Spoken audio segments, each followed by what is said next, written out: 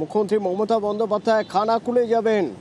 DVC ছাড়া জলে দুর্ভোগের কি ছবি তিনি তা দেখবেন। 9টি পঞ্চায়েত জলের তলায় খানাকুলের। এই মুহূর্তে মুখ্যমন্ত্রী মমতা বন্দ্যোপাধ্যায় কোথায় তিনি রওনা দিয়ে দিয়েছেন। আমার সঙ্গে আবির রয়েছে। আবির,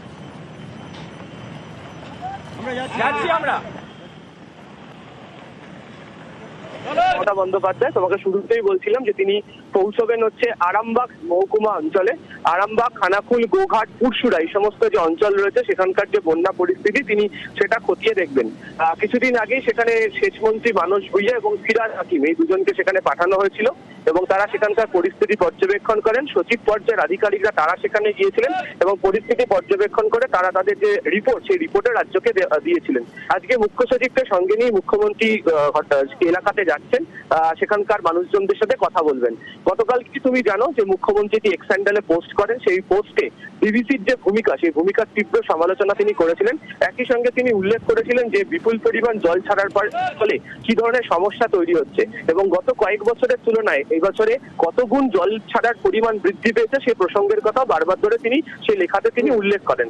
রাজ্যের তরফ থেকে অভিযোগ যে যথাসময়ে জানিয়ে জল ছাড়া হয় না এবং ডিভিসি ড্রেজিং করছে না, তার ফলে মানুষের কি অসুবিধা তৈরি হচ্ছে সেই কারণে মানুষের সঙ্গে কথা বলার জন্য তারই শপথ।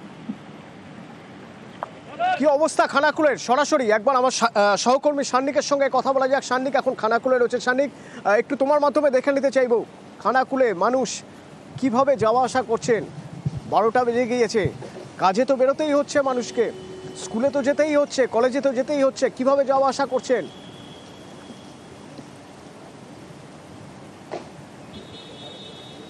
এখানে যাতায়াতের জন্য অন্যতম মাধ্যম নৌকো। কেননা এই যে রাস্তাটা যেটার উপর আমি দাঁড়িয়ে রয়েছি, তুমি দেখতে পাবে রাস্তার দুপাশে শুধুমাত্র যে রাস্তার দুপাশের ডিভাইডারগুলো সেগুলো শুধুমাত্র উঠে রয়েছে, বাকি এর নিচে রাজ্য সড়কের ওপর কতটা উচ্চতায় জল বইছে, যারা আসছেন হেঁটে হেঁটে তাদেরকে দেখে তুমি একেবারে স্পষ্ট বুঝতে পারবে যাদেরকে এপার ওপার করতেই হবে। কেননা ওই পার অংশটা গড়ের ঘাট এলাকাতে মূলত এই রাস্তা ছাড়া আর কোনো রাস্তা নেই মূল আরামবাগের দিকে যেতে বা অন্য কোনো দিকে যাওয়ার ক্ষেত্রে। তাই এই রাস্তার উপর প্রত্যেককে ভরসা করতে হয়। এই রাস্তার অবস্থা বর্তমানে তুমি দেখতে পাচ্ছ। যে জায়গাতে আমি দাঁড়িয়ে রয়েছি ঠিক তার পাশেই কিছুদিন আগেই একটা সেতুও নির্মাণ করে দেওয়া হয়েছে, কিন্তু এখন তুমি দেখতে পাচ্ছ সেতুর ওপর থেকেও জল বইছে, সেতুর নিচ থেকে তো অবশ্যই জল রয়েছেই।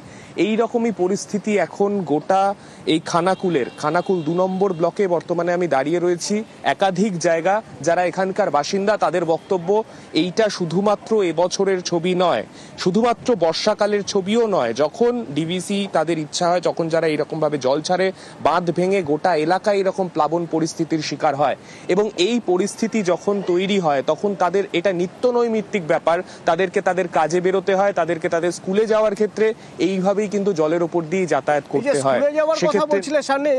এই যে স্কুলে যাওয়ার কথা বলছিলে, আমরা একবার দেখতে চাইবো সেই ছবি যে এই অবস্থায় পরীক্ষা চলবে, স্কুলে তো যেতেই হবে, স্কুল তো কামাই করা যাবে না, তো পরীক্ষা চলছে যখন তখন কি করা যাবে, কিভাবে স্কুলে যাচ্ছে পড়ুয়ারা।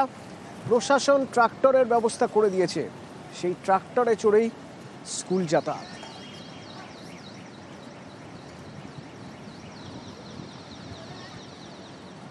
এইরকম পরিস্থিতি প্রথমত, আর দ্বিতীয়ত আমাদের তো পরীক্ষা, ওই জন্য স্কুল যেতেই হচ্ছে রেগুলার। এখনো আমাদের 5টা মতো পরীক্ষা বাকি। আমাদের পরীক্ষা হচ্ছে, সেই কারণে আমাদেরকে প্রতিদিন স্কুল যেতেই হচ্ছে বাধ্যতামূলক। আমরা চাই এখানে আমাদের সেতু নির্মাণ করা হয়, তাহলে আমাদের সব দিক থেকে উপকার হয়।